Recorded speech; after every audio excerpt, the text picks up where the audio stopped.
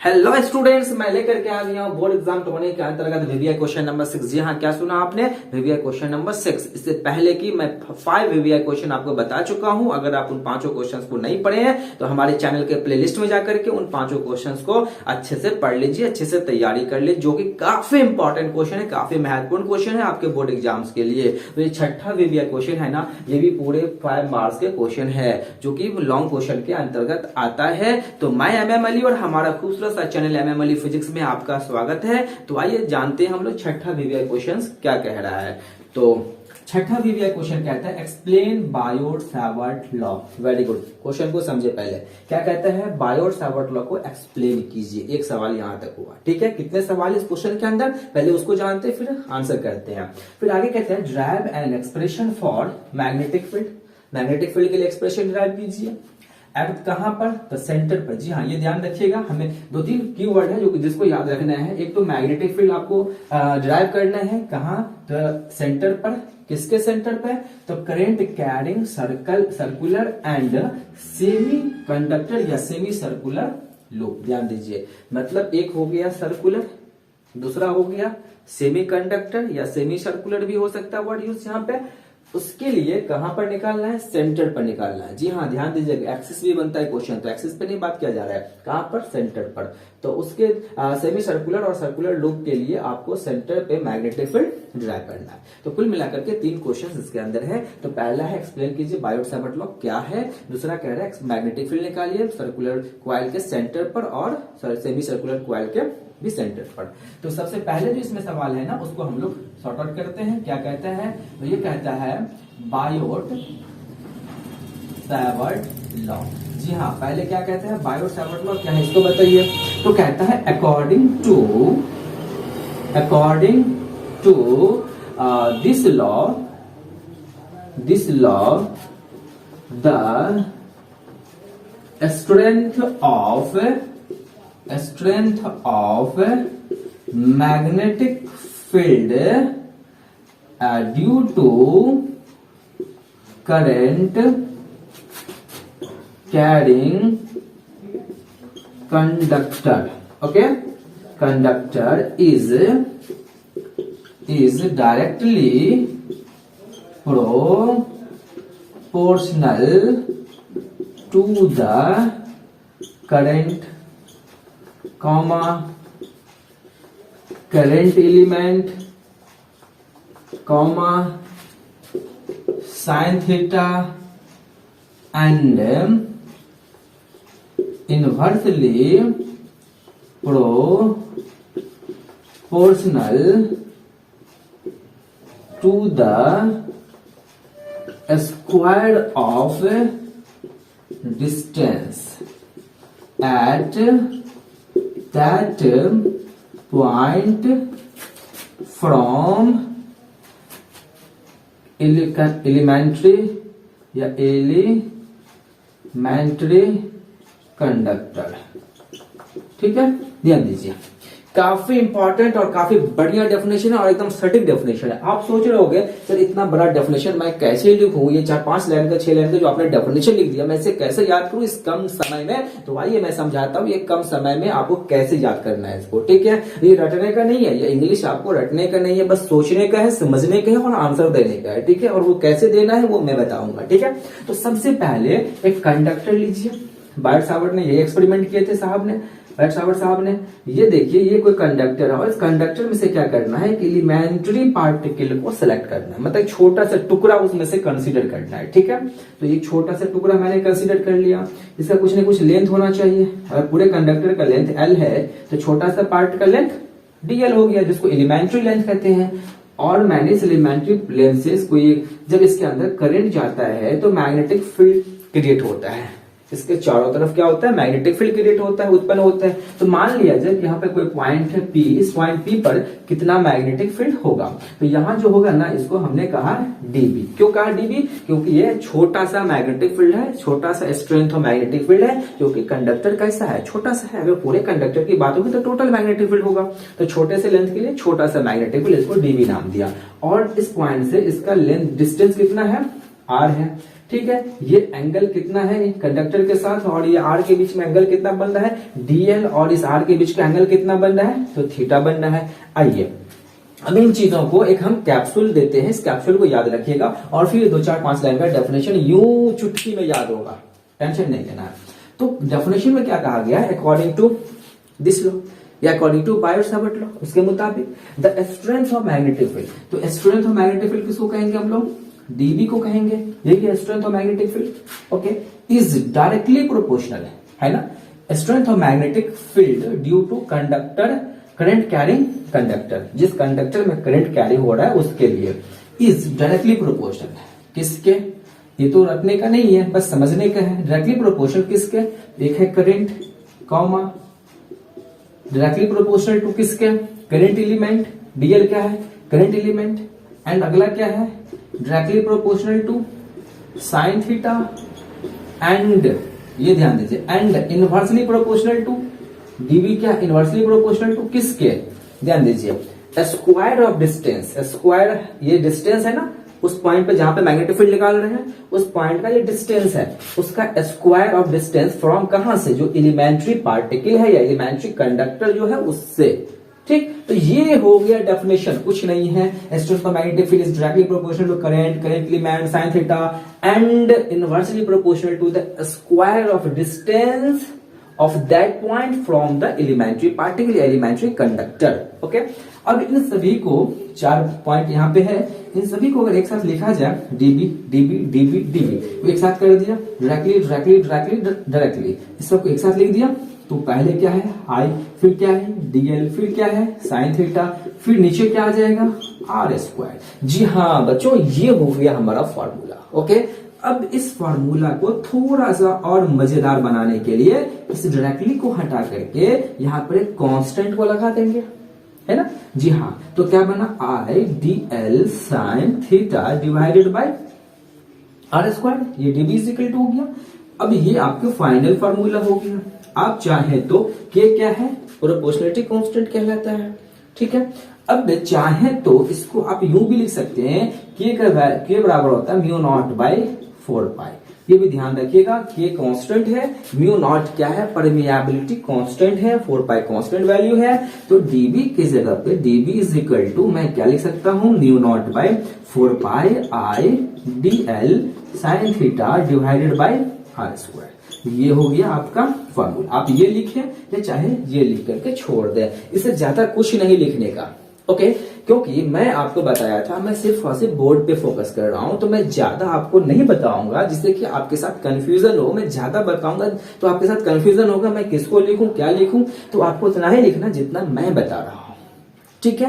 एक पॉइंट न ज्यादा एक पॉइंट न कम लिखना है, ठीक है। हाँ, अगर इसी में ऐसा यूनिट पूछ दे कि मैग्नेटिक फील्ड मतलब यहाँ पे के का ऐसा यूनिट क्या होता है तो हेनरी पर मीटर होता है, इसका वैल्यू कितना होता है 10⁻⁻7 हेनरी पर मीटर, इसका वैल्यू होता है 10⁻⁷ हेनरी पर मीटर। ये हो सकता है ऑब्जेक्टिव में पूछा जा सकता है कि कांस्टेंट का coulomb constant sorry Biot constant का जो वैल्यू होता है वो कितना होता है 10⁻⁷ हेनरी पर मीटर होता है, इसको याद रखना है, ठीक है। तो मैं चाहूंगा जल्दी स्क्रीनशॉट कर लें, ओके, जल्दी स्क्रीन पॉज करके लिख लें, हो गया।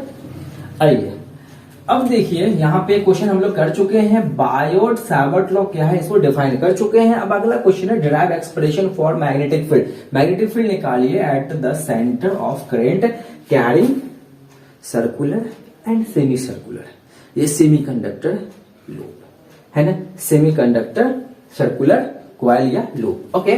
तो पहले हम बात करेंगे सर्कुलर के लिए, तो पहले एक सर्कुलर लूप बना लेते हैं, ठीक है, ओके। पहले हम लोग हेडिंग ले लेते हैं कि मैग्नेटिक फील्ड फॉर किसके लिए, हम लोग एमएफ का मतलब हो गया मैग्नेटिक फील्ड फॉर किसके लिए हम लोग बात कर रहे हैं, magnetic field for current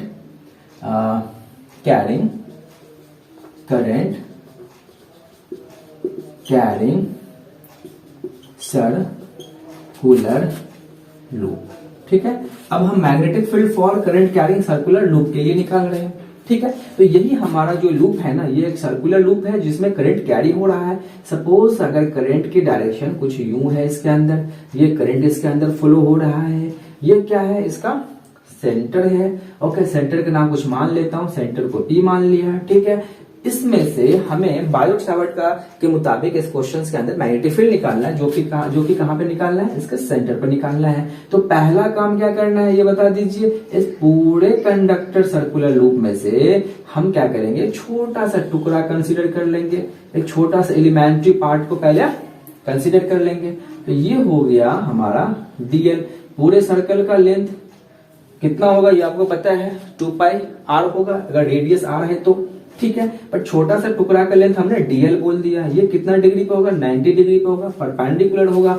are and DL के बीच का याद रखेंगे इतना ही कि ये 90 डिग्री होता है एंगल, ठीक है। ये पॉइंट पी है, यहीं पर मुझे मैग्नेटिक फील्ड फाइंड करना है। यहाँ छोटा सा नहीं, हम पूरे magnetic field total circular loop के द्वारा निकालना है, जिसको हमने बी नाम दिया, ठीक है। तो चलिए सबसे पहला काम क्या करना है, थोड़ा डायग्राम के बारे में लिखते हैं। तो लेट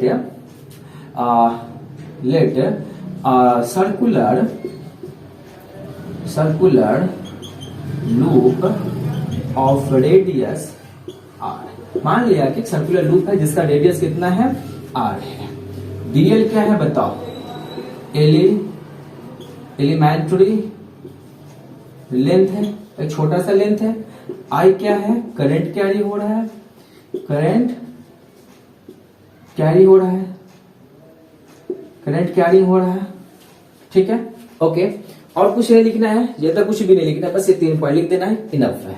अब सुनिए अगला पॉइंट क्या करना है, मैग्नेटिक फील्ड निकालना है इस पॉइंट पी पर, है ना। ये बी निकालना है जिस पॉइंट पी के ऊपर।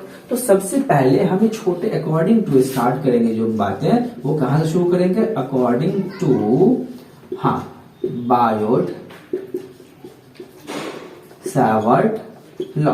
बायोट सावर्ट लॉ के मुताबिक the magnetic field at B, the छोटा शॉर्ट में लिखता हूं थोड़ा सा इसको मैं, magnetic field at P due to elementary length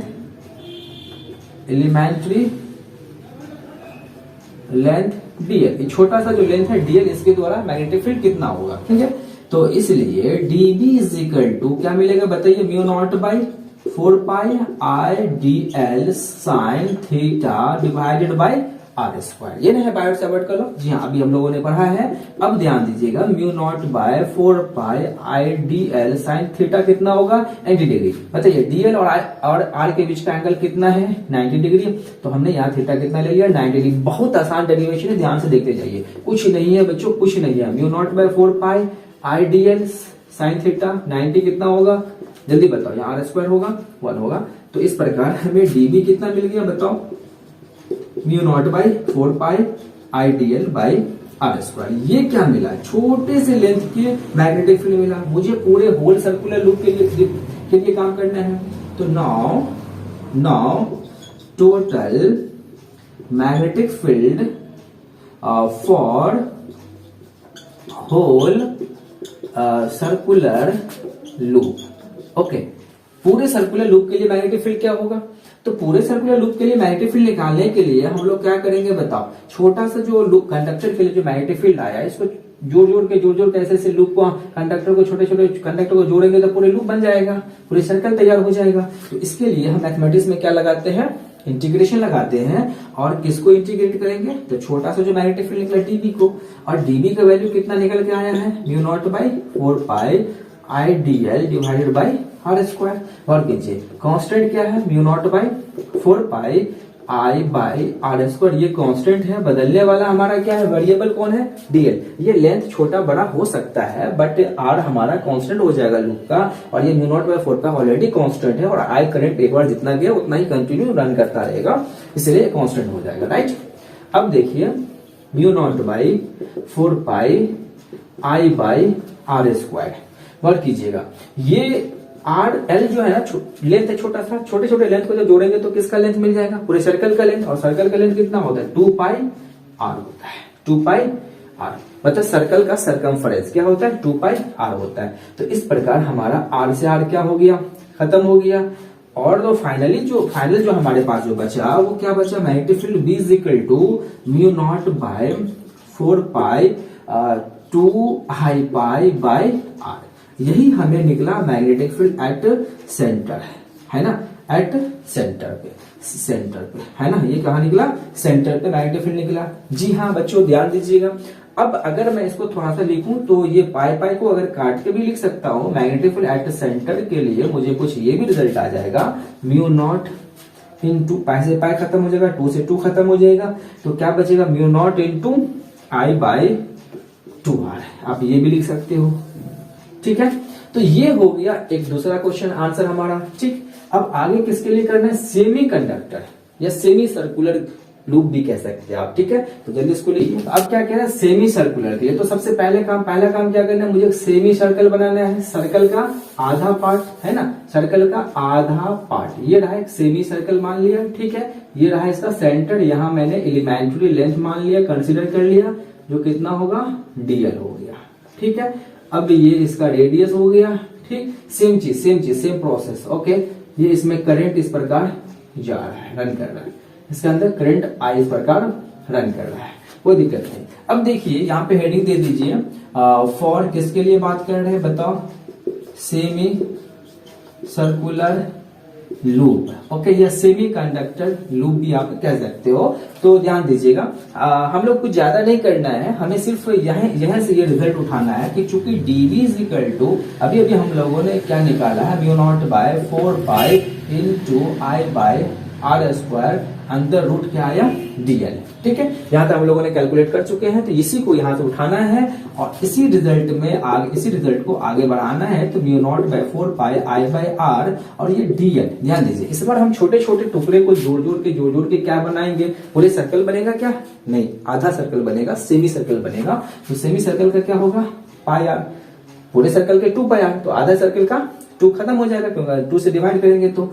इस प्रकार पाई से आर से आर कैंसिल, से यहाँ पे आर स्क्वायर होगा, तो आर से आर कैंसिल होगा, तो एक आर बच गया, तो db note db, this is b, okay, semi circle के लिए, ओके। तो आर से आर कैंसिल हो गया, mu naught by 4 pi I pi by R. ध्यान दीजिए, सेमी सर्कल के लिए क्या हो गया, जस्ट आधा हो गया, जितना ये था ना उससे ठीक आधा हो गया, आप देख सकते हैं, है ना, ये मिल गया 4 म्यू नॉट बाई 4 पाई, यहाँ क्या था, 2 था मल्टीप्लीकेशन, यहाँ 2 है मल्टीप्लीकेशन नहीं है, आई पाई बाई आर है। या इसको मैं चाहूं तो ऐसे भी लिख सकता हूं कि mu naught into I by 4r, ठीक है, क्योंकि पाई से पाई यहाँ पे कैंसिल हो जाएगा, तो क्या हो जाएगा, mu naught I by R बच जाएगा, 4 भी रह जाएगा। तो ये मिल गया सेमी सर्कल के लिए, बस इतना ही आगे बढ़ा देना है, पूरे के पूरे 5 मार्क्स से क्वेश्चन कंप्लीट हो गया। तो आपने क्या देखा, सबसे पहले हम लोगों ने बायोट-सावर्ट लॉ को एक्सप्लेन किया।